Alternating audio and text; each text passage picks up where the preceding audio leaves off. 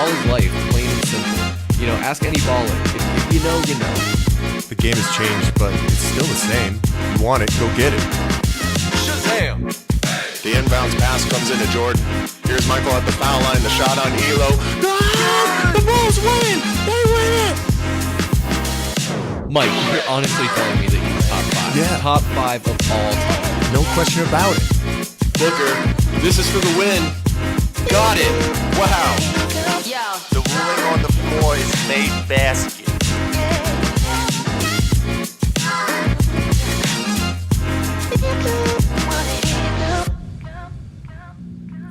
One thing's for sure. Over at Valley Sports Plug, you're never gonna catch us slipping.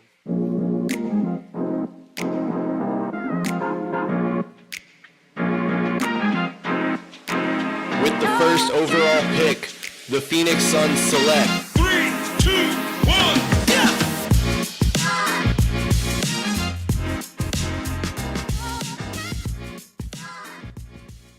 Welcome to Pass the Outlet, episode 10. I'm your host, Michael Benjamin, joined as always by my wingman, Chris Patrick. Chris, playoffs? Playoffs? Playoffs. The NBA 2023 playoffs are here. We're going to dive deep into it today.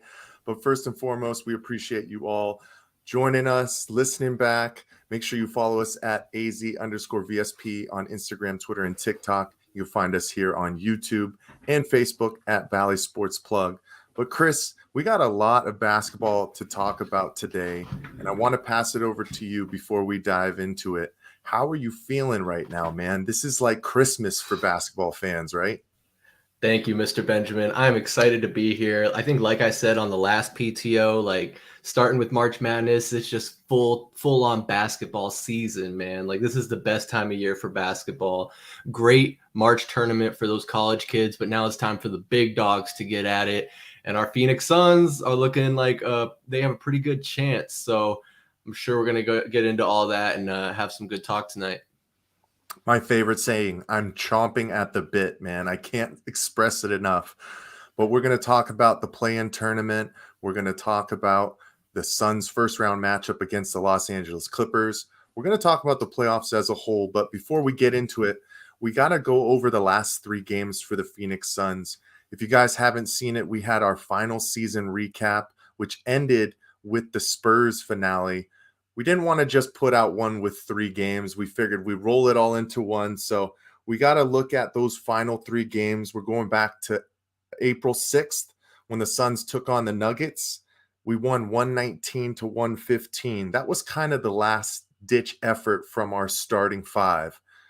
And the Nuggets were already kind of tanking it, right? They didn't play Jokic again. They didn't play Murray again.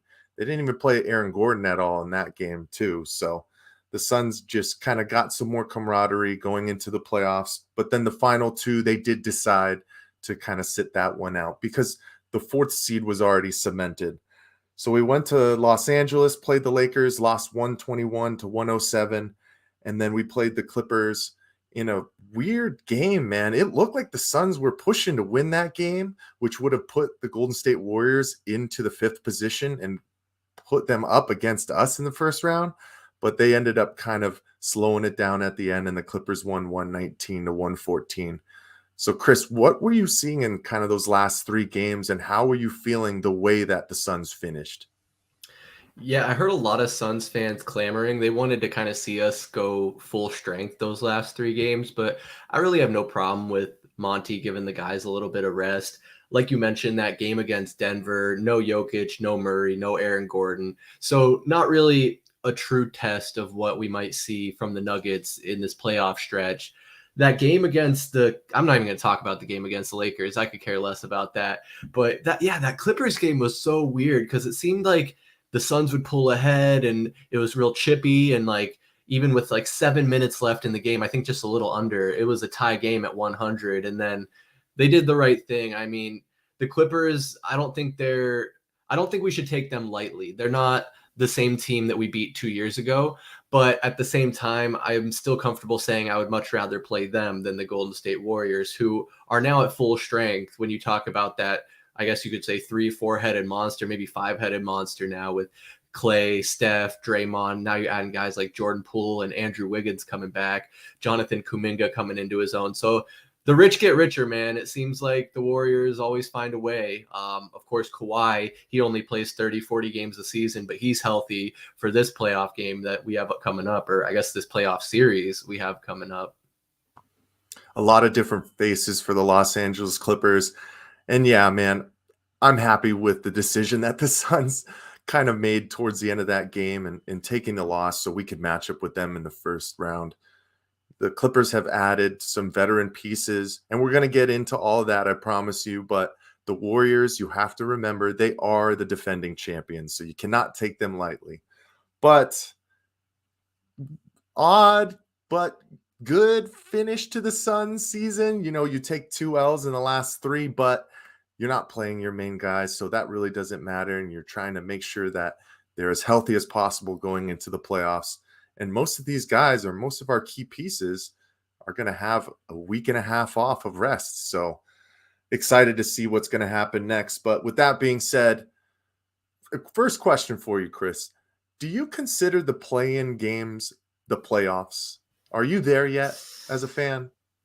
You know, if you asked me this last year, I might have answered it differently. At this point, I do, man. It is playoff intensity. These guys are playing for their spot in the big tournament, if you will, or the main tournament.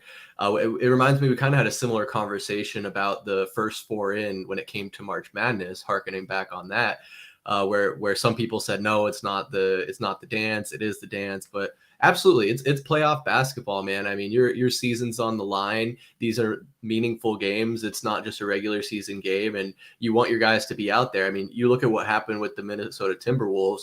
Almost wonder if that game would have gone differently had Rudy Gobert not been punching his teammates in the face. And McDaniel's not punching walls, breaking his hand.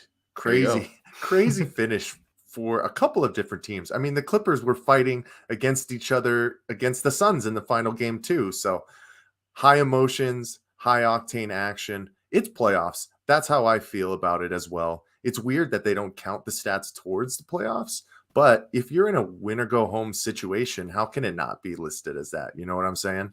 Yeah, I didn't even know that. That's crazy. So those stats are just kind of lost in no man's land, like obviously not for the regular season, but not for the playoffs either.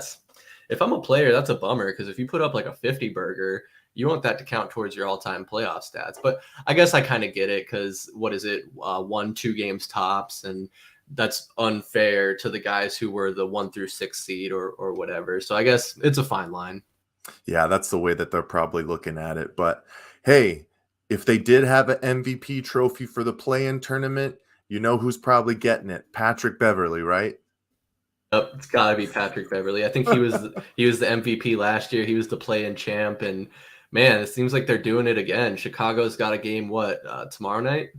Yep, tomorrow night. So with that being said, we'll go ahead and dive into what we've already seen in those first 4 matchups. On Tuesday, the 11th, we had the 8-seeded Hawks going up against the 7-seeded Miami Heat. Atlanta took that one 116-105 in Miami. Miami was slow, man. Trey had 25 points. Capella only had 4 points, but he had 21 rebounds. Killer on the offensive boards as well. And fun stat for you, Onyeka Okongwu had some really good action in that game, catching some crazy lobs. He's a impressive, nice young player. Played at Chino Hills with the Ball brothers, Lonzo and LaMelo. If you can remember back then, he was on those mixtapes back in the day when LeVar Ball was pushing the Triple B brand. But then on the same day, we had the Lakers go up against the Timberwolves, and the Lakers ended up squeaking that one out in overtime, 108-102. Some weird decisions down the stretch, and we're going to dive into these games a little bit more, Chris. But LeBron had 30 and 10. Schroeder had a big game off the bench, had 21 points, and the Lakers secured that 7 seed. Then on Wednesday, the 10-seeded Bulls went up against the 9-seeded Raptors, and the Raptors blew a 19-point lead. Zach LaVine, man, he's been a baller. He's putting the ball in the bucket like nobody else right now. 39 points. I think the big story about that one was DeMar DeRozan's daughter yelling during every single free throw. It was so funny. I know I was listening to AZ Sports today. They were just replaying it like every 30 minutes. It was crazy to see. But then the Thunder, probably my favorite game of the four so far. They went to New Orleans and beat the Pelicans 123 to 118. Shea Gilgeous-Alexander, I think he's going to be an all-NBA player this year, maybe second team. He had 32 points. And Josh Giddey, 31, 10 assists, 9 rebounds, almost a triple-double in his asterisk first playoff appearance. I really like what the Thunder are doing and their youth movement. Man, when they add Chet Holmgren and what they get in the offseason, we'll see what they become out of that. But Chris, I want to pass it over to you and just kind of let the people know what you were seeing in the play-in games and if anything really jumped off the page for you. Yeah, my perspective on it, I'm just kind of going to go back to front in the order you played those games or stated those games. Man, Josh Giddey, really, where did he come from? He has come into his own. He is just a fundamental point guard. I saw a video today where someone said he's every middle school coach's dream. He's just a super fundamental guy. I mean, you shared a video with me where people just comment about how he doesn't do anything flashy. People say he has no bag. He literally just goes by you and scores or makes effortless passes. I saw a clip a while back of them asking Shea Gilgeous-Alexander about how he knew to cut, and they just have like that chemistry now. And I think that's really going to fare well for them, especially going into next season, getting Chet Holmgren back and continuing to build out that roster. I think the Thunder could bounce back from, that period of time when they were on top or close to it with KD, Russ, and James Harden. But man, I'm happy for OKC. It's funny, the New Orleans Pelicans find themselves on the outside looking in when, halfway through the season, Brandon Ingram was ready to crown them champs. So I think they're maybe a little embarrassed. I also saw some news breaking this week about Zion when asked about his return. He said that he was physically ready, but he wasn't mentally ready. And I get that, he's a guy who's been injured a lot. He's had to do this rehab a lot. So he was citing, second guessing himself, not wanting to be a detriment to his team. But I almost wonder if him sitting out was more of a detriment. Would the Pelicans' chances have been better with Zion out there? I think they probably would have been. And now having that be the 9th and 10th seed game, they're not going to have a chance. And going back to those other two games, I think that's what's really interesting about the 7-8 seed play-in matchup is those teams get 2 chances to make the playoffs. You win that first game that we saw earlier this week, and then they'll have games tomorrow. As far as the Timberwolves and the Lakers go, I thought that game was super interesting. That's one of the games I actually watched the most of. And throughout, it kind of looked like the Timberwolves were in control. I was really surprised. I think I was even texting you like, man, are the Lakers about to blow this? Like they got a healthy AD and a healthy LeBron to boot with all their other pieces. They've somehow managed to build around them. But I just don't know if the Lakers are going to have enough to make a deep push here, let alone stay healthy and compete. But they did squeak it out. They took it to overtime. Austin Reeves is playing out of his mind, apparently. He's going to be looking to get a big contract this offseason. So that's what you see with the playoffs, man. And the end of the season is a lot of storylines start to unfold and develop. And as these players come back from injuries or fight through lingering injuries, because this is it, man. It's championship or bust for all of these teams right now. You got to believe they all have that in mind. And lastly, the Atlanta Hawks and Miami Heat. I'll keep this short. Valley Sports Plug and sports betting have kind of become synonymous with one another. And I've noticed in my sports betting on the NBA this season that the Miami Heat lose games and play down to their opponents. Or lose games they shouldn't lose and play down to their opponents. So I'm not shocked at all that they got bounced.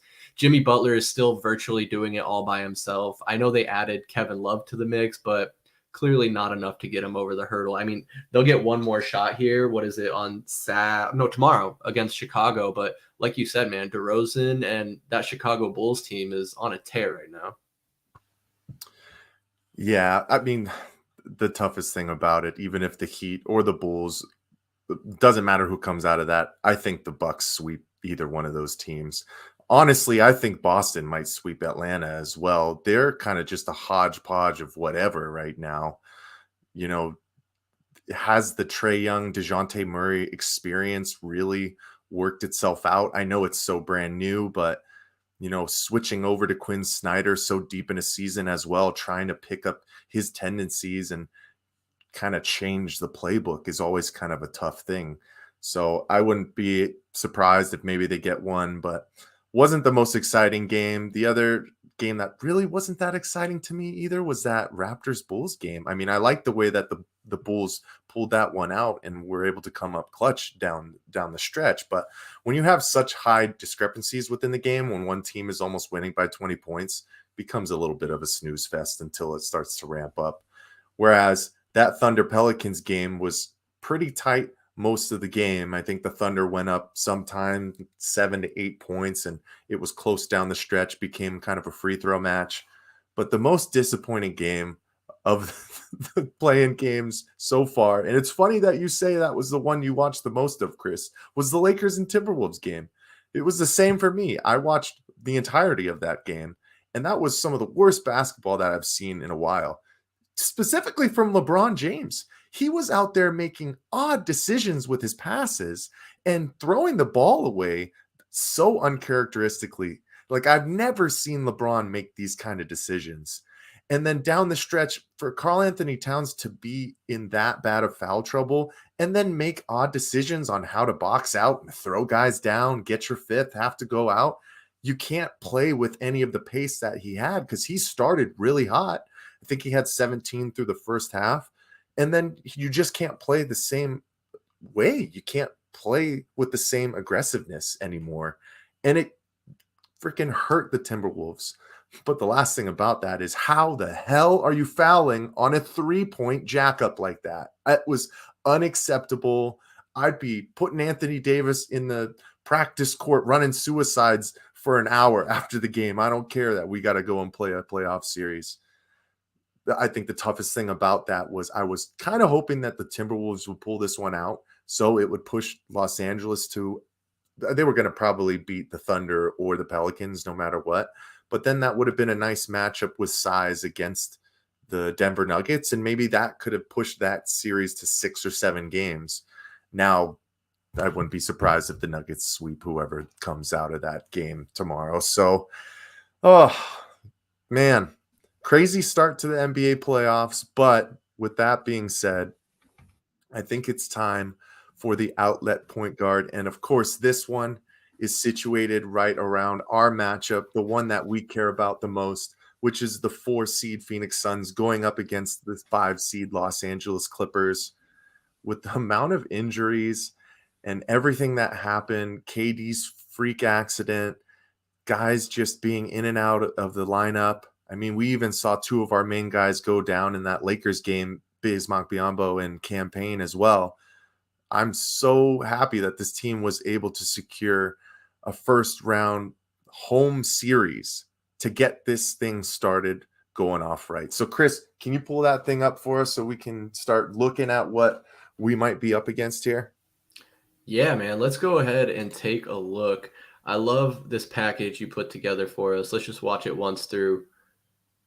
Of course, Kawhi doing his thing. He's going to be a main catalyst for this team, right? And Devin Booker, he's going to get doubled, even though you have KD on the team. But how is Chris Paul going to be able to affect this team? And not just him as a shooter. But then the big question mark, Paul George. Is he going to play?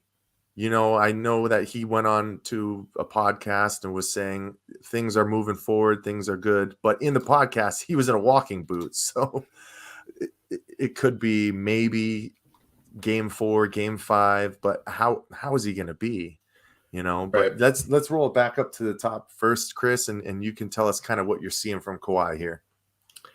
Yeah, so you see the high screen here, and I think it's Saban Lee who ends up trying to guard Kawhi here and stays with him pretty well, but man, with his length, that fadeaway is not easy to defend. I don't know if he's thinking he got hit on the lip or something there, but that goes to tell you, like, Saban Lee was right up in his face.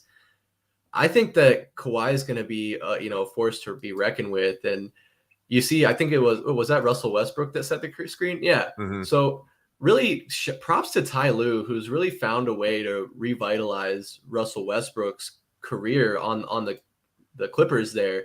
It seems like maybe he wasn't being used right in LA and it wasn't really working out for, well, in LA, he's still in, you know what I'm saying, the Lakers. Yeah. But yeah, so it just opens up the floor for him. I know we're talking about Kawhi here, but that's just like, talk about having no bag. Like, what does he do here? He just backs down Saban Lee off a screen. Like, the screen almost had nothing to do with this play. And Saban Lee does everything he can. So I think we're going to see a lot of that in this, is the mismatches, trying to create mismatches, and having Kawhi really go right at guys and open up the floor as much as he can. Right. And the way that the Clippers are a switch heavy team on defense, that's what they're looking to do on the offensive side as well, right? They're trying to get the ball into their scorers' hands with mismatches. I mean, you could put Paul George in this specific scenario. We've seen him do the same thing like Kawhi does right here plenty of times. They're just looking to get that action and space the floor. I mean, you see Batum rolling out because he knows Kawhi is going to dive down to the bottom there and take his shot. So as much space as you can give, the better. I mean, you're looking at right now with what the Clippers have. Obviously, Kawhi Leonard is going to have to be their breadwinner and the big dog to really put the ball in the bucket for them. He averaged 23.8 points, 6.5 rebounds, and about 4 assists this year. But in 3 games against the Suns, he only averaged 17.3 points. He did average 10 rebounds, but crazy stat for you, he shot 0% from the 3-point line in all 3 of those games. Wow. Are we going to get the same thing? No. I mean, the big item from this game was, I believe, that second matchup of the season here in Phoenix, where he shot horribly the entire game, but the Clippers were able to win that game. We also didn't have Kevin Durant at that point. So, you know, the asterisks can be put on different points when we start to look at it, but he's going to have to be a huge catalyst here for them if they're going to have any shot to really compete with this Suns team. But Chris, I got to roll it forward into kind of this offensive set with Devin Booker here. The same way that both of these teams will look to get into the screen and roll game, the defenses are going to have to adjust and get the ball swinging out of these superstar hands. You know, when you talk about Devin Booker and Kevin Durant, and it's going to be such a huge asset. And Chris Paul himself specifically has really started to show that he's stepping into that spot up shot range. And he's starting to knock them down. I mean, one of our last games, he went crazy and almost, I think he tied a career high for 3-pointers made in a game. But it's not just going to have to come from him, right? It's going to have to come from guys in the corner like Josh Okogie. Torrey Craig is going to have to do his job, making those 3-pointers in the corner on the swings as well.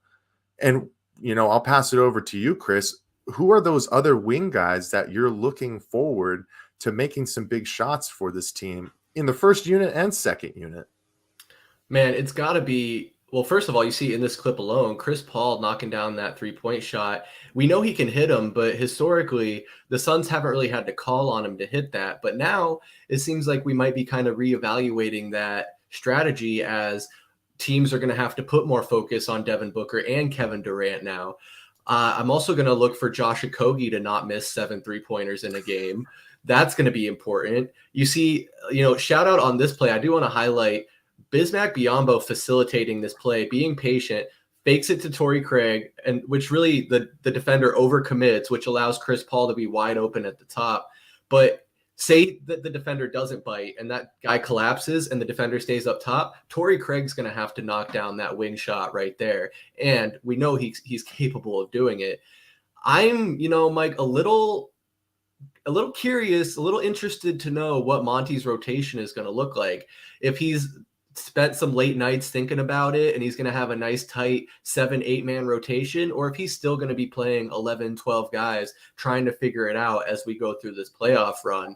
Because a couple of those guys I named, Torrey Craig and Josh Okogie, they've been known to get 20 plus minutes a game, but they've also been known to get 6 minutes a game, depending on, I don't know, the matchup or how Monty feels when he woke up that morning. But I got to believe there's a plan. I know when you have a brilliant mind like Kevin Durant, I'd imagine Monty's having conversations with him on game plan and strategy. I don't remember exactly the play or what happened, but I know there was a point in time in the past couple of weeks here where Kevin Durant literally drew up a play or a strategy in pregame, and Monty credited him with that. So it's gonna be about opening the floor. I know when we saw Kevin Durant play a few of those games, it seems like we had streaks where we were really hot, guys were knocking down shots, getting open, and then it kind of started fading back into that one-on-one stuff. Devin Booker taking crazy shots, forcing it, doing too much. So I just hope they can, whatever game plan they come up with, Monty, KD, whatever, I hope they can execute it and do it consistently. Yeah. And like we were saying in our last recap too, or at least what I was saying, thank goodness we got Kevin Durant back before having to step into a first round series like this and trying to implement your offense through that, right? And you could talk about specifically in this play, you could swap in DeAndre Ayton for Bismack Biyombo right there. Those are going to be plenty of sets where he's going to find himself at that free throw line or free throw line extended, and he's going to have to make those decisions. We've seen DeAndre Ayton hit that shot plenty of times, but is he going to show that same kind of patience that Bismack Biyombo does right there? I think he can, and hopefully he will. We're crossing our fingers for that, but DeAndre Ayton is going to have a big series for us. You talk about kind of what these rotations are going to look like for the Suns. I obviously have that question, but the same thing for the Clippers as well. You know, I'm wondering if this is going to be a series where it might go a little bit deeper into these bench rotations. You know, when you start talking about playoffs, you're looking normally 9 guys, maybe 10. I mean, we could see maybe 11 for the Clippers here. You know, we're still waiting to see what's happening with Marcus Morris, but you know, Nicholas Batum has been a contributor. Robert Covington is a veteran presence for them as well, who can shoot the rock from outside. They added pieces like Eric Gordon, Bones Highland, and Mason Plumlee. You know, those are all guys who have been part of this rotation for the Clippers down the stretch here. And who loses minutes if they do? You know, I'm wondering who's going to step into the starting role as well. Is it going to be Terrence Mann? Then that starts to dictate what we do on the defensive end, right? We're probably thinking Josh Okogie is going to take Russell Westbrook straight up, but who takes Terrence Mann? Do you put Chris Paul there? He's a bit undersized, and we've seen Terrence Mann kind of tear up the Suns more than one occasions, especially in that 2021 Western Conference playoffs. But going back to the Suns rotations, you know, I think we've already heard that Bismack Biyombo is going to be okay with his knee contusion. He just kind of had to shake that one off. But I don't think we've seen an update about Cam Payne yet. Is he going to be ready to go for game 1? And if not, are they going to trust Saban Lee to go out there and put up minutes? I don't think they'd give him the full tilt of the backup point guard minutes. But what does that do now? Are you going to run point guard by committee? Are you going to have Landry Shamet take those minutes? Is TJ Warren not sick anymore? There's still a lot of questions that we're still wondering about. And this first game is 3 days away. So that's why I always say I'm chomping at the bit here. And there's still more questions than answers to start. But the biggest question, I think, for me here, Chris, and you can roll into this last one, is Paul George. Is Paul George going to play in this series, Chris? Do you think he's going to suit up at all? I think they're going to take kind of a wait and see approach. I think if the Suns go up 2 games or 2-1, 3-1, if he is healthy enough to compete, I don't think they have a choice but to try and put him out there.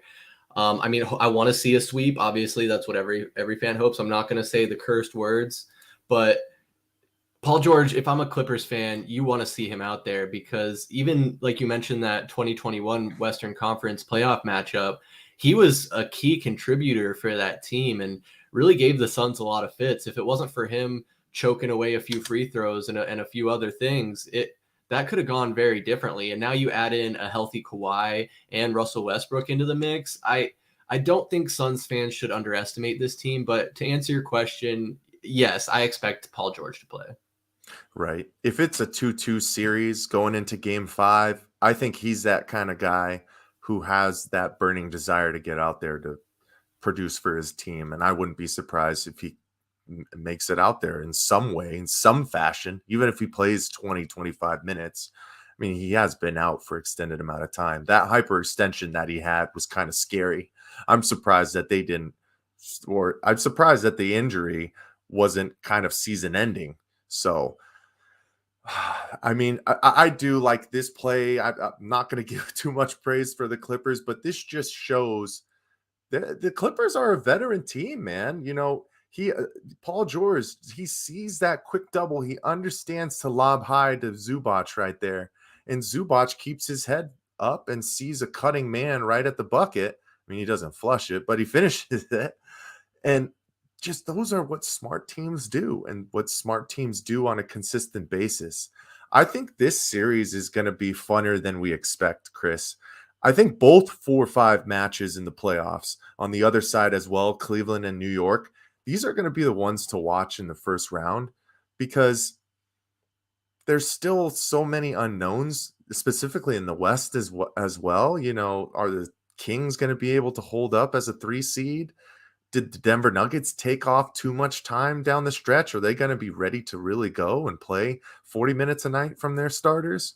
You know, but Phoenix Suns are back in the playoffs once again. Suns fans, let's not take this for granted, right? We've been on such a great run this past couple of years, but we got to stop and smell the roses a little bit. But hopefully we don't have another scenario where we have to write an apology letter to the fans. You know what I'm saying? But Chris, what are your overall final thoughts on this series starting on Sunday against the Los Angeles Clippers? I'm right there with you. I don't think we can underestimate the Clippers. I know it's easy to feel like we're on top of the world because we got a healthy Kevin Durant. We were seeming to be hitting on all cylinders, but like we just saw there, this Clippers team is no joke. In that last play we were looking at alone, they have their big three on the court, if you want to call them that, in Kawhi, Paul George, and Russell Westbrook. And Russ is in the corner, Kawhi's up top. So it opened up the floor enough where DA maybe overplays to step up and cover Paul George, and that gives him just enough time to lob it up top to Zubac. And that's another thing I think you were kind of getting at is they have role players too that can contribute. Zubac gave Ayton fits 2 years ago, and I know we're probably going to keep talking about that matchup until we can talk about this new one once it gets rolling. But yeah, I'm a little bit nervous, but I'm very optimistic at the same time. I think the Suns are the better team when it comes down to it, and when you have a guy like Kevin Durant, I trust him to take. I've said it before. He's going to take big shots and he's going to make big shots. I don't expect there to be 15, 20-point blowouts. I think all these games could be pretty close, but we'll have to see. Yeah. What's one of the biggest thing? I think nerves come with the unknown. The truth of the matter for this Phoenix Suns team is it's still a little bit unknown. Kevin Durant has played with this team 8 games. That's it, guys.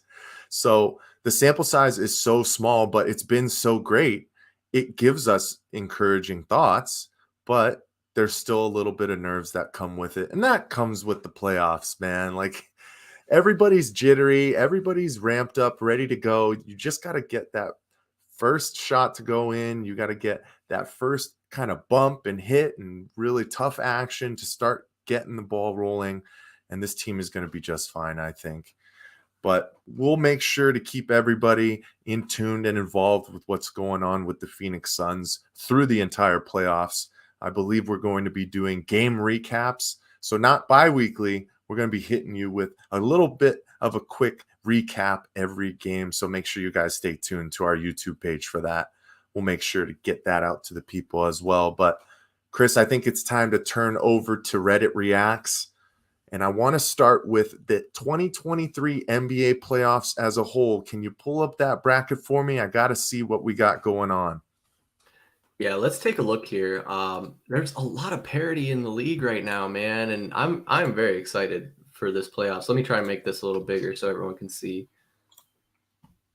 How about we go chill at the bottom down here? I think that's beautiful. So let's go ahead and start off in the Eastern Conference. Obviously, with our play-in tournament, we've seen that the Hawks took the 7 seed after beating the Heat, so they'll match up with the Celtics. Bucks are still waiting to see who they're going to face off against, either the Bulls or the Heat. 76ers are going up against our hometown previous heroes, Mikal Bridges and Cam Johnson. the Brooklyn Nets. And then, like I said, I think my favorite matchup of the first round for the Eastern Conference is probably that 4-5 matchup with the Cleveland Cavaliers and the New York Knicks. Chris, at a high surface level, what are you looking at in the Eastern Conference playoffs, and who are you keeping an eye on? Yeah, man. Honestly, with the Eastern Conference, my eye is really on those top 3 seeded teams in the Bucks, the Celtics, and the 76ers. I think for my money, one of those 3 teams is going to make it to the NBA Finals.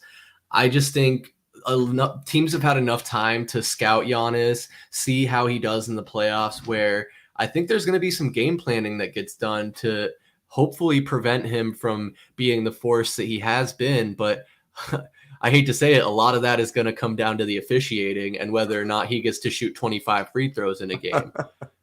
Had to say it. Do you think they're going to bring out the counting again? Part of me hopes so, but another part of me would be fine if they put it to rest too. I think it seemed to rattle him a little bit in to start that final series we had against him, especially when you have a sold out Footprint Center and that crowd was just ruckus and roaring.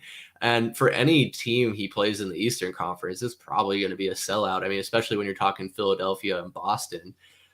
And the Celtics are another one of those teams, man, where they just have depth.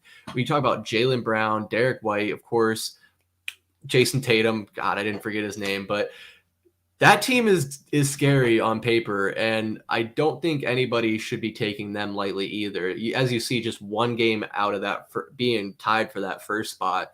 So if a few balls bounce differently during the season, the Celtics could have very well been the 1 seed. And as we had seen in the past couple months, they were blowing teams out by like 40 points. It was insane. I'm with you, though. Just last on the Eastern Conference, that Cavs Knicks series, I think, is going to be very entertaining to watch. I don't have a lot of faith in either of those teams to make a deep run, but Donovan Mitchell's resurgence on the Cavaliers has been incredible. He's one of those guys, and I feel like we have one of those guys every couple of years where they're stuck in the West for so long, and they're a great player, but we don't like them because we have to match up with them, and sometimes we have fits in the playoffs with them. But ever since he went to the East, love me some Donovan Mitchell, man. I mean, he had the outburst this year as well with the 71 points. The guy has been on a mission since he went to Cleveland, and I just think that matchup with Jalen Brunson coming to his own, kind of stepping in as a star right next to Julius Randle. And the Cavaliers, you know, younger guys like Evan Mobley, Darius Garland are taking the next steps. And shout out to Ian. His old friend Jared Allen has been a stud for them this year as well. I think that's just going to be a dogfight. But as far as the Sixers Nets, you know, I'm sending all of my love and support to Mikal Bridges and Cam Johnson over there. I think it's going to be a tough task with Joel Embiid, who I feel is going to be the MVP here pretty soon. They're going to announce him over Jokic. You could go back. I mean, honestly, Giannis could have won it this year again and got his 3rd one. There's just been some really, really high-level play this year in the NBA. But the teams have been even, like you're saying, as well. I just think that Nick Claxton is going to have a little bit too much on his hands with Joel Embiid, and James Harden has been a great facilitator this year. As far as the Celtics, man, I always just kind of have this thing in the back of my mind. You know, they did go to the NBA Finals last year, but I still always just think of them as like young guys. Like Jaylen Brown and Jason Tatum are still just in their 3rd year. No, it's the same like the Devin Booker effect. These guys have been in the league for 7-8 years now, right? Like they are veterans and they've been through it. And the depth that they added, ooh, it's scary, just like you said. I mean, Malcolm Brogdon coming off the bench in that backup point guard position is just lethal. Robert Williams finally getting healthy as well. I think it's going to end up being the 1-2 seeds in the Eastern Conference Finals, and that one's going to be a dogfight as well, and may the best man win. But hopefully the Bulls win, Chris, so then DeMar DeRozan could just have his daughter going to every game yelling at Giannis while he's on the free throw line. You know what I'm saying? I would love that. Man, that was entertaining. I will say I saw that like everywhere on social media today. Like you were saying back there, his daughter just screaming at the top of her lungs. Like I think that's what any basketball dad could hope for, is that their family's going all out for him. It is funny though. You mentioned, we talk about this Celtics team. what was it? Who Jaylen Brown was being interviewed, and he said he's going to win like 4, 5, 6 championships, something like that. So he's going to try and be fulfilling his own prophecy. But I don't know. I think, like I said, I think there's a chance they make the finals, but I hope the champion comes out of the West. I'm not going to say too much to jinx it, but Yeah. Last thing I'll say, Chris, I think that's what is it? The Taylor Rooks effect, right? She's There you got go. Ja Morant saying that he's fine in the West, and we'll see. So I think that's a perfect pivoting point to take a look at what's going on in the Western Conference. Obviously, we have the Denver Nuggets with the first overall seed. They're going to be going up against the Thunder or the Timberwolves. I think the Timberwolves just haven't figured it out with Karl Anthony Towns and Rudy Gobert and how to really mesh that and make that work. I mean, they were a 500 team this entire year. And my goodness, if Anthony Edwards shoots 3 for 17 again, I don't know if NBA fans can let him live it down. Like, this was a guy who was a number 1 overall pick who was supposed to start taking these exponential strides, and to fall as flat as he did when he had one of his main weapons out in that game against Los Angeles with Rudy Gobert sitting because of the suspension, to shoot that poorly and play that bad, it's a disgrace. And I feel bad for Timberwolves fans, but then we're going over to that 2-7 matchup. The Lakers squeaked out that win, so they're going to have to go up against the Grizzlies. Obviously, Ja Morant is back in full force. I like some of their young guys. I mean, Desmond Bane has started to solidify himself as one of the better shooting guards in the NBA. Jaren Jackson Jr. might end up being Defensive Player of the Year. I think a big killer for them, though, was Steven Adams going down, and he's out for the playoffs. So we'll have to see how they can stagger that size. But that'll be an interesting one to see. I still think the Grizzlies make it out of that one. But then, I mean, the 2 ones in the middle, the Kings versus Warriors 3-6 and the Suns Clippers 4-5. I mean, you're looking at teams that are lower in the bracket that could have been top 3 teams if some pieces just were able to stay healthy a little bit more during the season. So, Chris, for the Western Conference, what are you seeing and what are you looking at? I'm seeing a lot of California teams in the Western Conference. Yeah. Crazy. Yeah, we'll take a look at that a bit more in Reddit Reacts, but you got all 4 California teams in the Western Conference playoffs, just absolutely bonkers. Just starting at the bottom there with the Grizzlies-Lakers matchup, I agree with everything you said there. I think it's really going to come down to, in my mind, talent versus experience. You got a really talented young Grizzlies team versus a very grizzled veteran Lakers team. LeBron just finds a way to get it done. Obviously, I think he has a chip on his shoulder from missing the playoffs last year and wants to prove that he can still play basketball at 52 years old. Maybe being the next Udonis Haslem, I don't know. It's going to come down, though, to player health for me in that series, because if AD goes down, they have no chance. He has just been playing, when healthy, he's been playing out of his mind and proven that he is still that dude. In that next series, Kings Warriors, I think a lot of people are writing off the Kings, which is a little crazy in some regard because they are the higher seed and have really proven themselves to be worthy. But at the same time, all those reasons I mentioned why you should be concerned about the Warriors, because they are at full strength now with all of their weapons. But again, player health, age, experience, there's a whole bag of factors that go into that. We've really gone in a lot about the Suns Clippers already, so I'll keep it short. I just think it's going to come down to how well the Suns can execute their game plan when it comes to the Clippers. The Clippers are no slouch. I think it's going to be a good series, but I do like the Suns to take that one. Of course, I have to say that. And lastly, I am really hoping to see the Thunder take out the Timberwolves, be that Cinderella story. But whatever team wins that play-in match, I don't think they have much chance against the Nuggets. Unfortunately, no. Just too much inexperience, and the Denver Nuggets, even though they were sitting a lot of guys down the stretch, they're top of the conference for a reason. They're going to be able to figure it out. I do wonder if there's any fatigue going into a playoff series when you really haven't played very much in the last 2-3 weeks. Some of it was by design, and some of it guys were still sitting because of injury. So we'll just have to see how quickly they can get back to it. But I'd love to see the Thunder maybe squeak 2 out of the Nuggets. And, they can do it with their young core and their fast pace. They just got to shoot well and defend big. And right now, I just think Jokic is just on another level, man. There's a reason that he's in the conversation for the three-peat for the MVP, man. That just doesn't happen very often. You know what I mean? No, it doesn't. I mean, we can go back to the mid 2000s when we all kind of felt that Steve should have maybe won 3 in a row. It just seems like the league doesn't really like to do that too often. And a lot of people, of course, could say that there's a case for LeBron to have had MVP like 8 seasons in a row. But before we get off of this bracket, Mike, I did have a question for you because we're talking about the parity in the league, looking at these good matchups. Do you think that we're going to see a series sweep in the first round? And if yes, what series or matchup do you think would be most likely for that to happen in?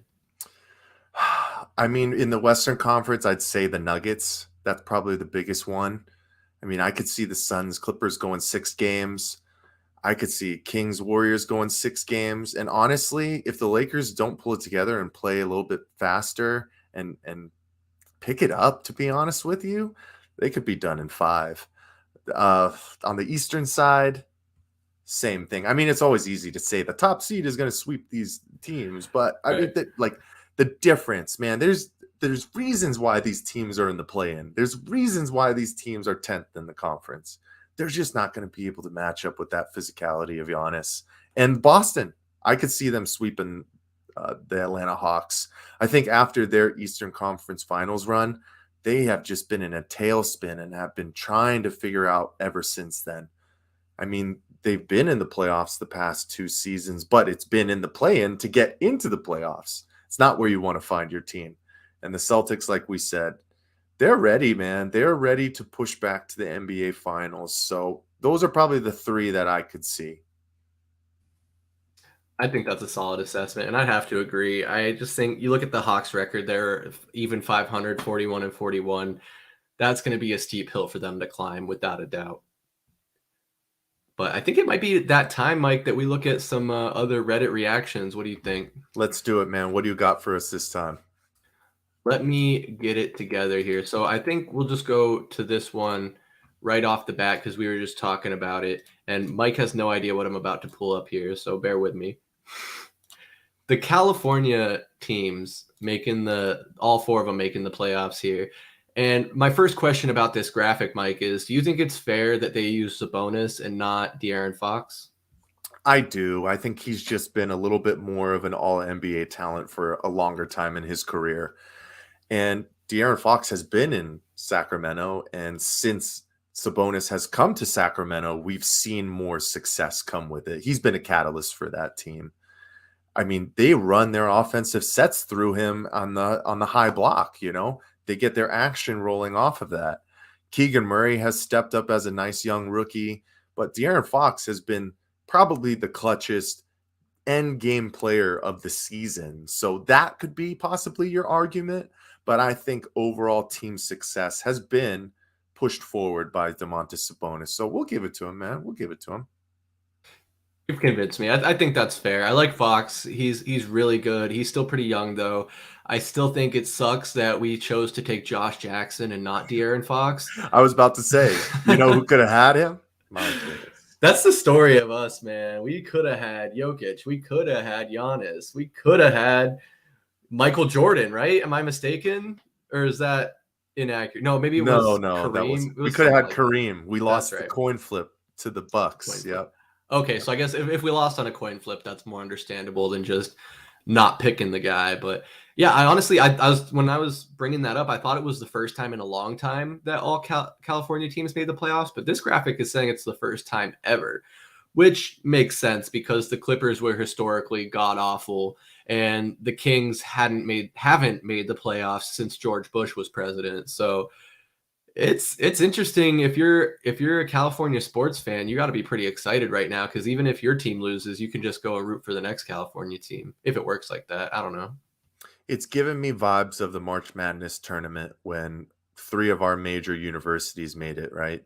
U of A, ASU, and GCU. NAU almost squeaked in by winning, was it the Big Sky? Or I feel like that's incorrect. But the craziest thing about this, where it's like, I want to be like, that's super cool. But these are all teams that are in the freaking Pacific Division. So right. I'm hoping that they have a similar fate as all the Arizona schools, and they all lose in the first round. There we go. But unfortunately, one of them has to win because the Kings are playing the Warriors, so that's fine. Well, Three out of 4 take L's. I'll be happy. So that's an interesting observation then. Does that mean that the entire Pacific Division is in the playoffs? Am I missing a team? No, I think No, it's that's all of 5. them, right? Yeah.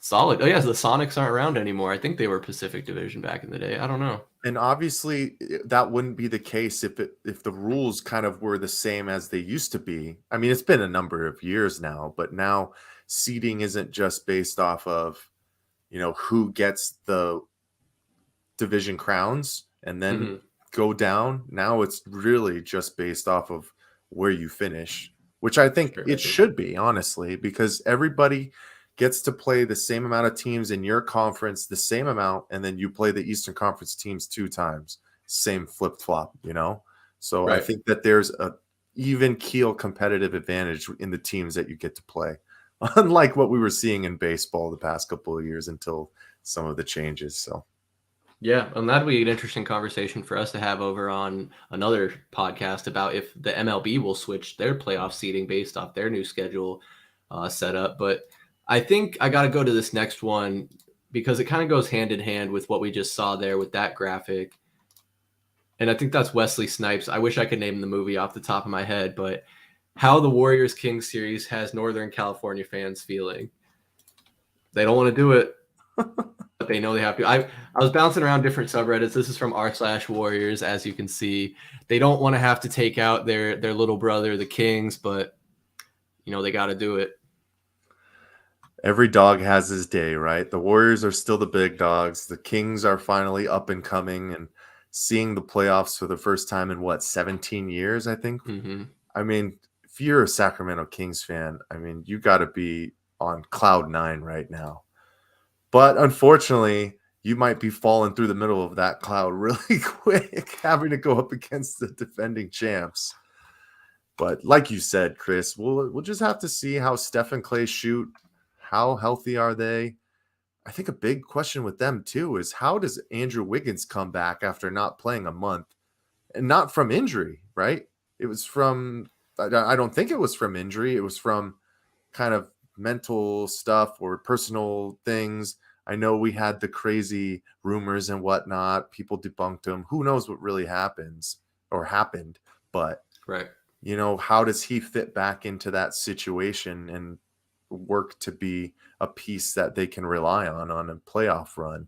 I think they'll figure it out, but it's hard to try and figure out right at the start of the playoffs, All right, that's absolutely a factor, and I might be wrong. I don't want to add to the speculation, but I think they ended up saying this last week that it was like a family member that was in poor health, possibly his dad. But either way, being like you say, being away from the team for so long and coming back, trying to get back in the fold, it can be difficult. We saw Clay struggle when he first came back after being gone for so long. Granted, that was due to an injury, and I have to imagine Wiggins was still playing basketball at some capacity while he was away, but it's not always the same as full NBA speeds. Like I mentioned with Zion, where he wasn't mentally ready to come back either. So we'll have to see if Wiggins is mentally ready to play basketball and contribute.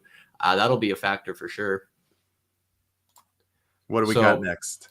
Let's see. So there's obviously, of course, no love lost with the Dallas Mavericks. And so, I had to go low and pull up this one here from our friends over at r/Suns. We love r/Suns. They're so nice, so polite. And they posted this. You love to see it. It's someone helping their grandma on a walker. The Mavs logo superimposed over the older woman, and then the Suns logos on the younger woman. I'm guessing her daughter helping her, but the Mavericks are saying, but we blew you out in that game 7. And the Suns are saying, sure, grandma, let's get you to bed. First and foremost, we got to shout out our boy D. We love you, D. It's all fun and games, man. It's just crazy to see how, everybody can hit that part of the spectrum, man. Things can flip. I mean, last year we're talking about showing our ass and having to send an apology letter to the fan base. And this year, the freaking Dallas Mavericks trade for a top 75 NBA guy and find themselves tanking to keep a playoff spot or to keep a draft pick and don't even make the playoffs. I mean, I'll ask you, Chris. I think it's probably going to be biased, but which one at the end of the day do you think is worse? I think probably missing the playoffs. It's better to have loved and lost than to never loved at all. Yeah, I think it's got to be missing the playoffs. And I think it's got to be when they do an investigation about if you were actually tanking or not so you could keep a top 10 draft pick. I mean, it's a crapshoot in the draft. I mean, oy vey, dude. Are they going to re-sign Kyrie? Like, what's the plan over there? Well, and you can't forget to mention the cameras catching their coach relieved that the buzzer beater shot didn't go in to secure that 11th seed.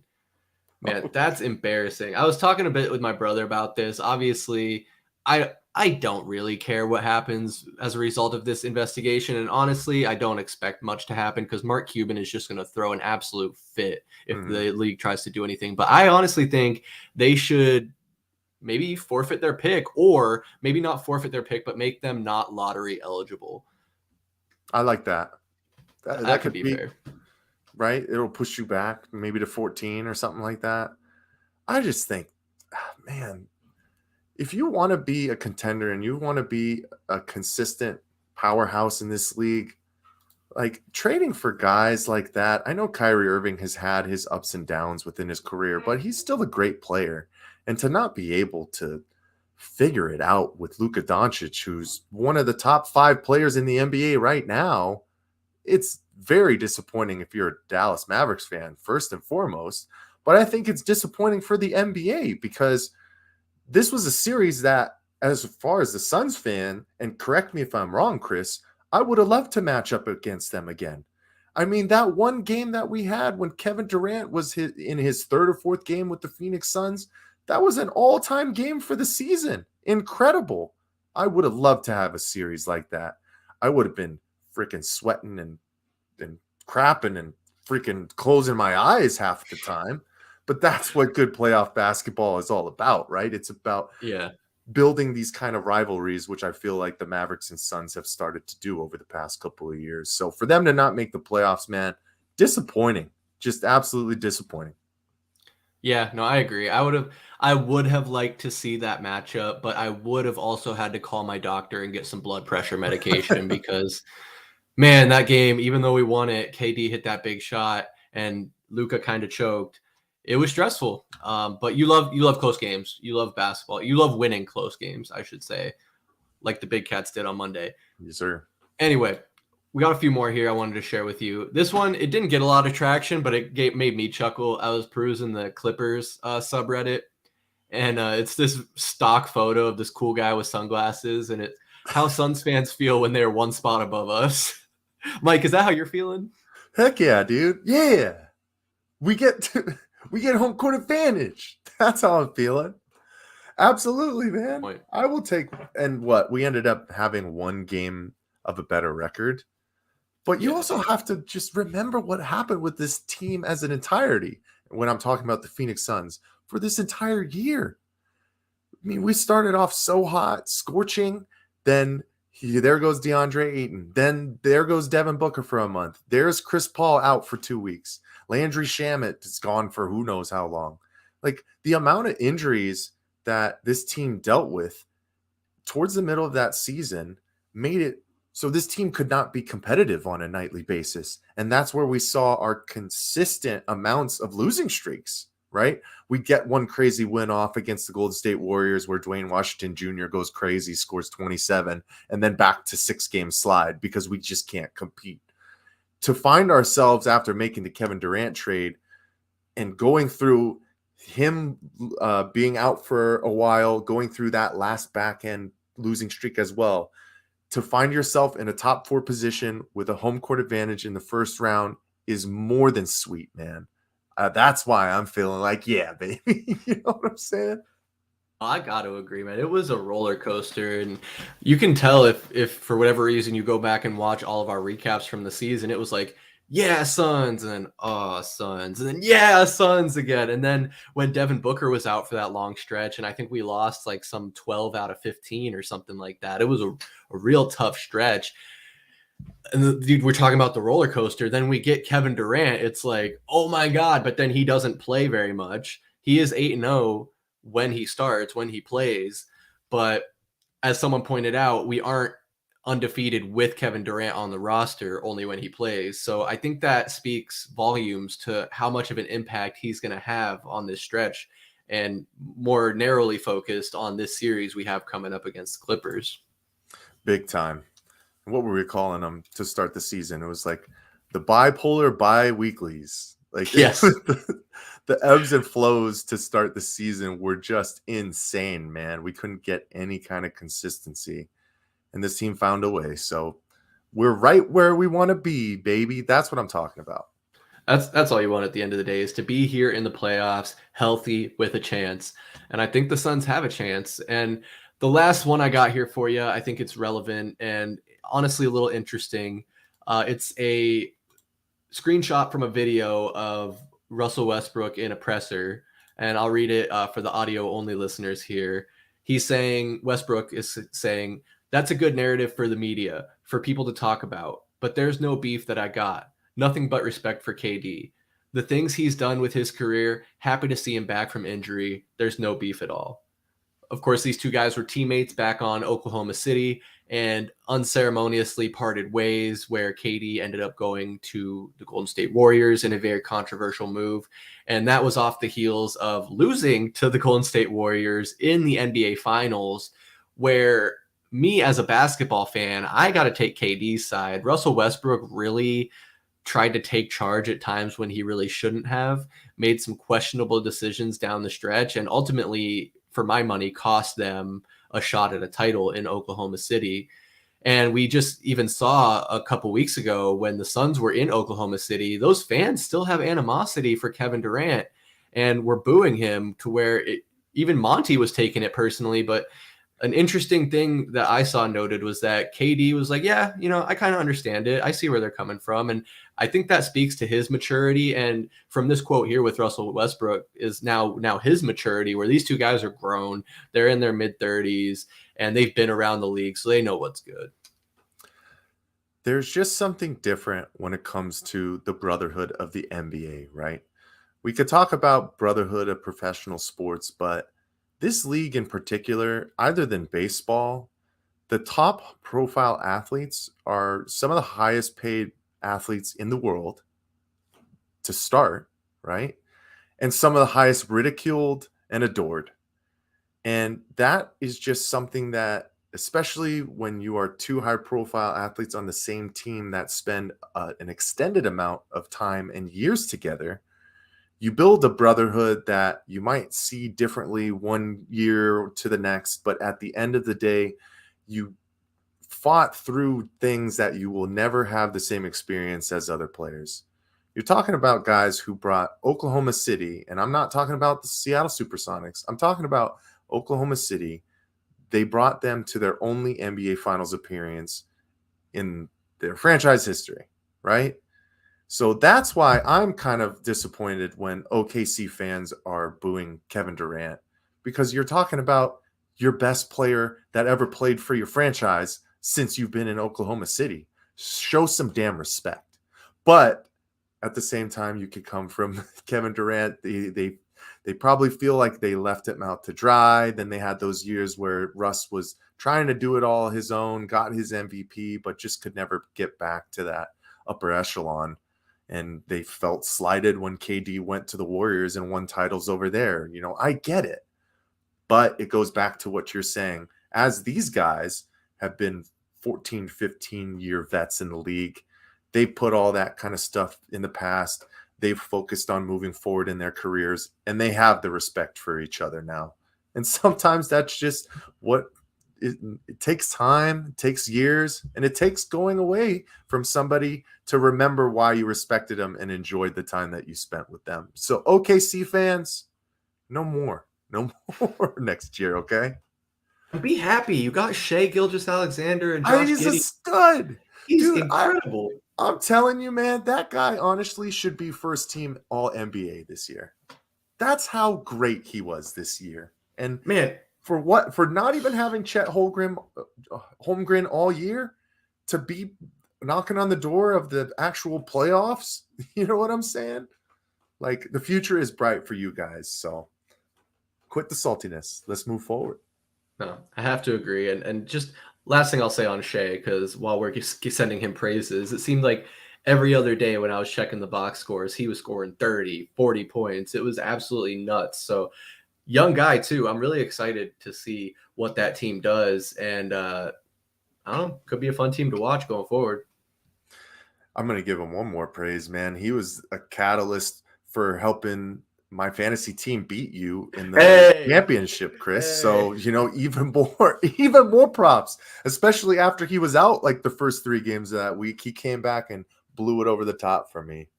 But Chris, before we sign off on our NBA playoffs extravaganza, do you got anything else for the people before we call it a night?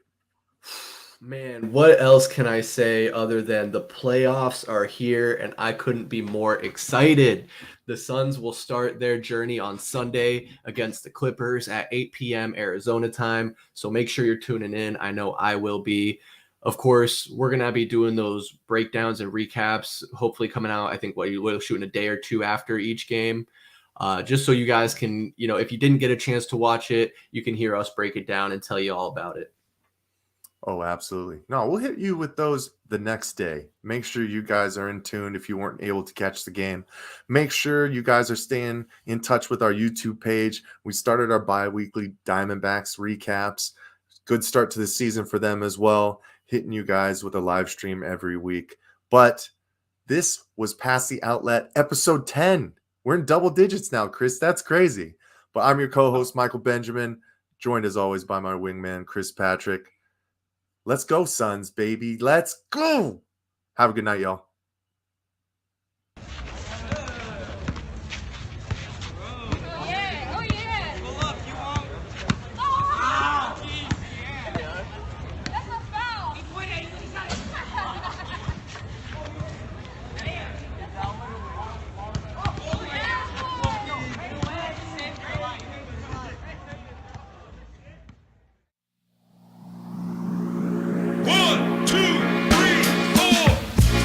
Ball is life, plain and simple.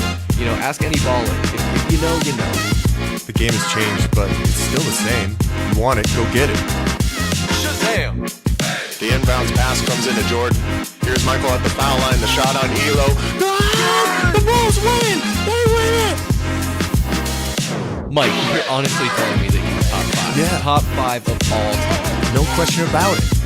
Booker, this is for the win. Got it! Wow! The ruling on the floor is made basket.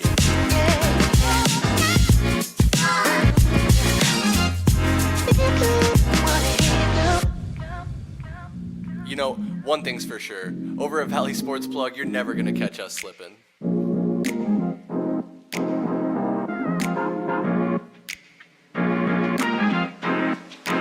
With the first overall pick, the Phoenix Suns select 3, 2, 1.